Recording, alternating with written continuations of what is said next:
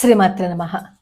హిందువులుగా మనం మన హిందూ దేశంలో బ్రతకాలి అంటే జిజియా పన్ను కట్టించుకున్నారు మన చేత. తెలుసా అది? మోకాళ్ళ మీద మనం కూర్చుని ఆ డబ్బులు కట్టేటప్పుడు అని నోరు తెరిస్తే మన నోట్లో ఉమ్మేసి అప్పుడు ఆ పన్ను కట్టించుకునేవారు. ఎందుకు?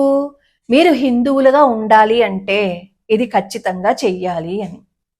కొంతమంది ఈ పైశాచికత్వాన్ని భరించలేక మతం మార్చేసుకున్న వాళ్ళు కూడా ఉన్నారు. కానీ హిందువులుగానే బ్రతకాలి అని అనుకున్న వాళ్ళు మాత్రం ఆ పన్ను కట్టి వాళ్ళు హిందువులుగానే ఉండిపోయారు.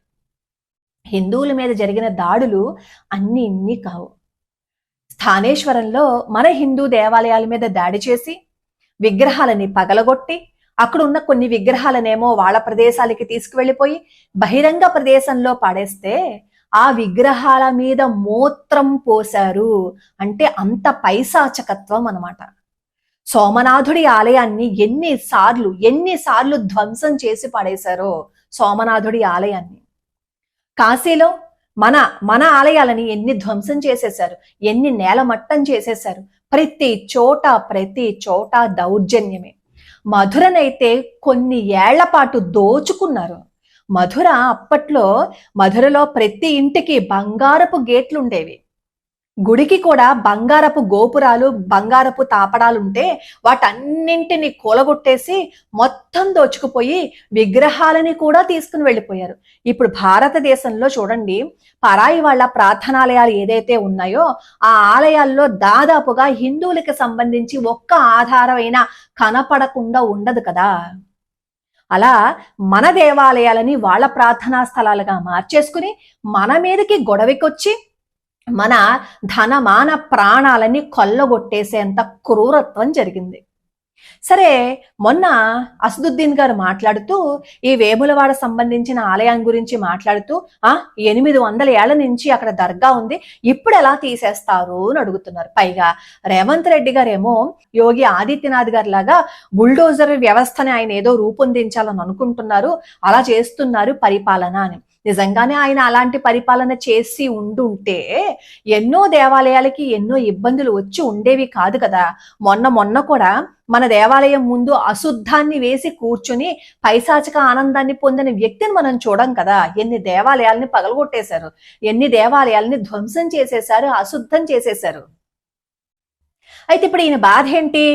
ఇప్పుడు రెనోవేట్ చేస్తున్నారు వేములవాడ ఆలయాన్ని. ఆ రెనోవేట్ చేస్తున్నప్పుడు ఈ దర్గాను కూడా తీసుకువెళ్ళి వేరే చోట మేము మీకు స్థలం ఇస్తాము, అక్కడ మీరు ఏర్పాటు చేసుకోండి అని చెప్తే అక్కడ లోకల్ గా ఉన్న వాళ్ళు ఒప్పుకున్నారు. వాళ్ళకేం సమస్య లేదు, పాపం వాళ్ళు ఒప్పేసుకున్నారు, పర్వాలేదు ఎక్కడైతేనేమి అని చెప్పి. అయితే ఈయనకు వచ్చేసింది అనమాట బాధ. అక్కడి నుంచి దర్గా తీసేస్తారా? 800 ఏళ్ల చరిత్ర అన్నారు. అంటే 800 ఏళ్ల చరిత్ర అంటే అంతకు ముందు అది అక్కడ లేదనే కదా అర్థం.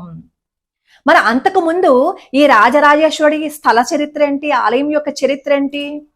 భవిష్యోత్తర పురాణంలో మనకి రాజేశ్వర ఖండంలో ఈ ఆలయం గురించి ఉంటుంది. ఇది భాస్కర క్షేత్రం, హరిహర క్షేత్రం అన్నమాట. అర్జునుడి యొక్క మునిమనవుడు ఆయనకు వచ్చిన బ్రహ్మహత్యా పాతకం నుంచి బయటపడడం కోసం ఆయన తీర్థయాత్రలు చేస్తూ ఈ వేములవాడ ప్రదేశానికి వచ్చినప్పుడు ఈ ధర్మకుండంలో స్నానం చేస్తూ ఉండగా అక్కడ శివలింగం ఆయనకు దొరుకుతుంది. ఆ శివలింగాన్ని అక్కడ ప్రతిష్ఠించి ఆయన పూజ అభిషేకం అది చేస్తే ఆయనకున్న బ్రహ్మహత్యా పాతకం పోయిందనమాట. అది భాస్కర క్షేత్రం. ఎప్పటికీ ఆరోగ్యం బాగుండలేని వాళ్ళు అక్కడికి వచ్చి మొక్కుకుంటారు. కొంతమంది అయితే దీర్ఘకాలిక వ్యాధులతో బాధపడుతున్న వాళ్ళు మేము ఇక్కడే ఉండిపోతాం, మా ఆరోగ్యం బాగుంటే అని మొక్కుకున్న వాళ్ళు కూడా ఎంతమంది ఉంటారు ఆ ఆలయ పరిసర ప్రాంతాల్లో. అయితే ఈ ఆలయాన్ని అప్పట్లో పశ్చిమ చాళుక్యులు పరిపాలిస్తూ ఉండేవారు. రాజాదిత్యుడు అనే బిరుదు గల ఒక చక్రవర్తి ఆ పరిసర ప్రాంతాలన్నింటినీ ఆయన పరిపాలిస్తూ ఉండేవారు. అప్పట్లో వేములవాడకి ఎంత ఆలయం వచ్చేదో తెలుసా? 1,00,000 రూపాయలు. ఏంటి? 12వ శతాబ్దం గురించి నేను చెప్తున్నాను. 12వ శతాబ్దంలోనే ఆ ఆలయానికి సంబంధించి 1,00,000 రూపాయల ఆదాయం వచ్చేది. ఇంకా శివరాత్రి ఇలాంటి పర్వదినాలు వస్తే ఇంకా చెప్పక్కర్లేదు. ఈ సమయంలోనే హజరత్ ఖాజా అనే ఒక వ్యక్తి ఈ నైజాం పాలకులకి వీళ్ళ ఈ ఆలయం మీద కన్ను పడిందనమాట. ఎక్కడ సంపద ఉంటది, కొల్లగొట్టుకుని పోవటమే కదా వీళ్ళకున్నది. అలాగే ఈ ఆలయం మీద దృష్టి పడి మొదటిసారి ఈ ఆలయం మీదకి దాడికి వచ్చి లోపల ఉన్న నందిని అన్నింటినీ పగలగొట్టేసి అక్కడ శివలింగం ఏదైతే ఉందో దాని మీద మూత్రం పోసి వెళ్ళిపోతారు. అప్పుడు హిందువులు ఏం చేశారు, మళ్ళీ పునఃప్రతిష్ఠించుకుని మళ్ళీ అభిషేకాలు అర్చనలు చేస్తుంటే ఇంకా వైభోగంగానే ఉంది అని తెలుసుకుని ఆ కుళ్ళుతోటి మళ్ళీ వచ్చి మళ్ళీ ఏమో ఆ శివలింగం మీద మూత్రం పోస్తే మరి సహనానికి ఒక హద్దు అంటూ ఉంటుంది కదా, మన వాళ్ళకి కూడా కోపం వచ్చిందనమాట. ఇప్పుడు పదే పదే పదే పదే ఏదైనా కొడుతున్నారు అని అనుకోండి, ఎవరు మాత్రం సహించగలుగుతారు, ఏదో ఒక్కసారి తిరగబడతారు కదా. అలాగే మన హిందువులు కూడా అప్పుడు తిరగబడితే అప్పుడు జరిగిన ఘర్షణలో ఈ ఖాజా ఇతని ప్రాణాలు పోయాయి అనమాట. అసలు ఇతని పేరు హజరత్ ఖాజా. ఈ హజరత్ అనే బిరుదు ఎందుకు వస్తుంది అనేది మన ఛానల్లో మనం దర్గాలకి ఎందుకు వెళ్ళకూడదు అనే వీడియోలో నేను చెప్పాను, ఒకసారి చూడండి. హిందువులని 1000 మందిని కనీసం బాధ పెడితే, ప్రాణాలు తీసేస్తే అలాంటి వ్యక్తికి హజరత్ అనే బిరుదు ఇస్తారు. అది వాళ్ళ దాంట్లో హజరత్ అని ఎందుకు ఇస్తారు అంటే అందుకోసం ఇస్తారనమాట. ఈ హజరత్ ఖాజా గారు అప్పుడు జరిగిన ఘర్షణలో ప్రాణాలు కోల్పోతే ఈ అప్పటి పాలకులు ఏం చేశారు అంటే ఈ హజరత్ ఖాజా యొక్క శరీరాన్ని అక్కడ సమాధి చేశారు. సమాధి చేసి అప్పుడు మన మీద ఆంక్షలను విధించారనమాట.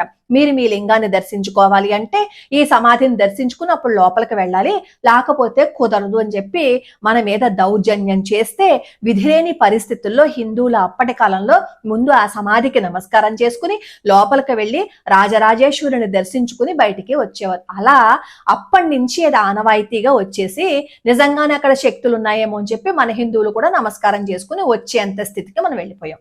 ఎందుకు అక్కడ దర్గా ఉంది, ఎందుకు హజరత్ అని వచ్చింది, మన దేవాలయంలో అక్కడ ఎందుకు ఉంది అని ఆలోచించే జ్ఞానం కూడా మనకి అప్పటికి లేకపోయింది. ఈ మధ్య కాలంలో కాస్త అవేర్నెస్ వచ్చింది కాబట్టి మనం కాస్త హిందువులు మనకు సంబంధించిన దేవాలయాలను మనం పరిరక్షించుకోవాలని చెప్పి మనం అనుకుంటున్నాం. కానీ ఇది వరకు అంతటా మనం చేసిందే కదా. పోనీ ఒకటి ఆలోచించండి, అక్కడ దర్గా ఉంది కదా, ఈ పరాయి మతస్థులు ఎవరైనా సరే ఒక్కసారైనా వచ్చి ఆ దర్గాకి వెళ్ళి నమస్కారం చేశారా? అసలు వాళ్లే వెళ్ళరు, వాళ్లే నమస్కారం పెట్టుకోరు, అది వాళ్లే చెప్తున్నారు కదా.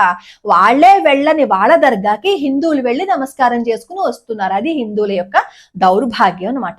సరే, ఇప్పుడు రెనోవేట్ చేస్తున్నారు కదా, ఈ రెనోవేట్ చేస్తుంటే దీనికి సంబంధించి ఇప్పుడు అడ్డుపుల్ల వేస్తే ఈ కోర్టు ఏం చెప్పిందంటే దాన్ని ముట్టుకోవద్దు అని చెప్పి స్టే ఇచ్చిందనమాట. అంటే మన ప్రార్థనాలయాల్లో పరాయి వాళ్ళ కట్టడాలు ఉంటే అది తీసేయడానికి గాని పక్కకు జరపడానికి గాని ఎటువంటి అధికారము హిందువులకి లేదు. అది మనం గమనించాల్సిన విషయం. మొన్న కూడా తమిళనాడులో చూడండి, అమ్మవారి ఊరేగింపు జరుగుతోంది. ఊరేగింపు జరుగుతుంటే మా రంజాన్ మాసము మేమేమో నమాజ్ చెప్పుకుంటుంటే మాకు డిస్టర్బెన్స్ గా ఉంది, మీరు వెళ్తున్నప్పుడేమో ఆ సౌండ్లు ఆ టపాకాయలు అన్ని పేల్చుకుంటూ వెళ్తున్నారు, ఠట్ వెళ్ళడానికి కుదరదని ఆపేశారు ఆ రథోత్సవాన్ని. ఆపేసి వాళ్ళ అన్ని అయిపోయిన తర్వాత అప్పుడు రథాన్ని తీసుకెళ్ళండి అన్నారు. అప్పుడు కూడా ఏమాత్రము శబ్దం లేకుండా కనీసం మనకి సంబంధించిన పాటలు కూడా ఏది పాడుకోకుండా అప్పుడు తీసుకువెళ్ళండి అన్నారు. అంటే ఎవరి మీద జులుని ప్రదర్శిస్తున్నారు చూడండి. సర్దుకోవటం అనేది అవతల వాళ్ళకి ఎప్పుడూ ఉండదు, మనమే ఎప్పుడూ సర్దుకోవాలి. ఏమైనా అంటే భాయి భాయి అంటారు, భాయి భాయి ఎప్పుడు భాయి భాయి, అవతల వాళ్ళు కూడా మనల్ని భాయి అనుకోవాలి కదా. వాళ్ళు మనల్ని కలుపుకోరు, కానీ మనం మాత్రం వాళ్ళని కలుపుకుంటాం. ఎవరిని కొట్లాట్లు పెట్టుకోమని చెప్పి దెబ్బలాట్లు పెట్టుకోమని ఎవరూ చెప్పట్లేదు, కానీ అవతల వాడు మన మీద ఎంతటి దౌర్జన్యాన్ని చేస్తున్నారు అది కూడా మనం చూడమా? మొన్న బాన్స్వాడలో ఒక అమ్మాయి అమ్మవారి పాటలు వింటూ ఉంటే మొబైల్లో నుంచి ఎంతమంది ఆ అమ్మాయి మీద దాడికి వచ్చేసారు చెప్పండి. అంటే మనకంటూ స్వతంత్రత లేదు, మనం పాటలు పెట్టుకోకూడదు, పాటలు వినకూడదు, పండగ వస్తేనేమో కాస్త మైకులోంచి శబ్దాలు వినకూడదు. మరి రూల్స్ అన్ని మనకేనా? ఈ పండగలు వచ్చినా ఏమొచ్చినా మనమేమో ఊరేగింపుల్లో కనీసం ఒక్క శబ్దం కూడా అసలు బయటికి ఏమీ రాకుండా మౌన ప్రదర్శనగా మనం వెళ్ళాలి. మరి వాళ్ళు శుక్రవారాలు మంగళవారాలు ప్రతిరోజు 5 సార్లు 6 సార్లు వాళ్ళు చేస్తూనే ఉంటారు కదా, మరి వాళ్ళ మైకుల్లో నుంచి వస్తూనే ఉంటాయి కదా. మరి దానికి లేని అభ్యంతరం హిందువులకి మాత్రమే ఎందుకు? ఆలోచించండి. ప్రతిదీ హిందువులకే. ఎక్కడో యుద్ధం జరుగుతుంటే అక్కడ ఎవరో ప్రాణాలు పోతే, ఎక్కడ భారతదేశంలోనేమో ర్యాలీలు నిరసన ప్రదర్శనలు వాళ్ళకి సంబంధించి అన్ని భారతదేశంలోనే చేస్తారు. మరి భారతీయులకి ఇబ్బంది, మా బంగ్లాదేశ్ లో ఎంతమంది ప్రాణాలు కోల్పోవట్లేదు, ఒక్క భారతీయుడైనా వాళ్ళకి సంబంధించి ఎప్పుడైనా ప్రొటెస్ట్ చేశారా? ఎప్పుడైనా ఎవరైనా సరే అయ్యో అక్కడ ప్రాణాలు పోతున్నాయని చెప్పి అడుగుతామా? మనం అడగం. కానీ వాళ్ళకి సంబంధించిన ఏమైనా ఇంత చిన్న ఇబ్బంది వస్తే జై పాలస్తీనా అని చెప్పి ఇక్కడ రోడ్లంబడి తిరుగుతారు. వాళ్ళకేమో వాళ్ళు మద్దతునిస్తారు భారతదేశంలో ఉంటూ. మనం మన భారతదేశంలోనే ఉంటూ ఎక్కడైనా హిందూకి ఏదైనా ఆపదొస్తే నోరు తెరిచి మాత్రం మాట్లాడడం కిమ్మన్నాస్తి. అప్పుడు మన నోరు పడిపోతుంది అనమాట మాట్లాడడానికి. అదే మన వాళ్ళ మీద దండయాత్రకు రమ్మని చెప్పండి, ముందే వచ్చేత థట్ ఇది నా సంప్రదాయం జోలికి వస్తావా అని అడుగుతారు. సంప్రదాయం అని కొట్టుకు చస్తున్నాం కదా, అసలు హిందువులకే రక్షణ లేకపోతే ఇంకా సంప్రదాయం ఏంది? దిక్కుమాల సంప్రదాయం ఎక్కడుంది సంప్రదాయం? ఇంకా సంప్రదాయం అని మనం కొట్టుకు చచ్చిపోతే హిందూగా కూడా బ్రతకము, మీరు బ్రతకలేరు అని ఎన్నో చూపిస్తున్నారు మనకి. ఎన్నో చూపిస్తున్నా ఈ బుర్రకి ఎక్కి చావదు, ఇంకా అసలు రాదు, ఎక్కదు ఇంకంతే బుర్రకి. ఇప్పుడు కూడా మనం ఏం చెప్పుకుంటాం తెలుసా? మేము మెజారిటీ అండి అంటాం. ఎక్కడుంది దిక్కుమాలిన మెజారిటీ చెప్పండి? సంప్రదాయాల పేరుతో విడిపోయి మైనారిటీలు మనం అయిపోయాం. వాళ్ళు మైనారిటీలుగా ఉన్నా అందరూ కలిసి మెజారిటీ మాదే అని చూపిస్తుంటే, లేదు మా సంప్రదాయం గొప్ప, మా వాళ్ళని అంటావా, మా వాళ్ళని తిడతావా, థెట్ అని మన మీద మనం బురద జల్లుకుంటే వాడేం చేస్తున్నాడు అంటే, మీరే బురద జల్లుకుంటున్నారు, మా చేతికి మట్టి అంటేనివ్వకుండా మీరు బాగా కొట్టుకుని చేస్తున్నారు, అలాగే ఎడవండి అని చెప్పి వాడు ఇంకా మన మీద విజృంభణ చేస్తూ ఉంటే మనం మాత్రం మనలో మనమే కుమ్ములాట కొట్టుకుందాం. అక్కడ ఆ వేములవాడ ఆలయం మనది అని మనకి తెలిసిన అక్కడి నుంచి దాన్ని తరలించలేము. కోర్టేమో అస్సలు వాళ్ళ జోలికి వెళ్ళకండి అని చెప్పింది. కొట్టుకోమని చెప్పడం కాదు, మనం కూడా మనందరం కలిసి ఉండాలి కదా. మనందరం కలిసి లేకపోతే ఇంకా ప్రతి చోట స్టేల్ ఇచ్చేస్తూ ఉంటుంది. ఇంకా ప్రతి చోట హిందువులకి ఏమాత్రం విలువ లేకుండా పోతుంది. పరాయి వాళ్ళదే డామినేషన్.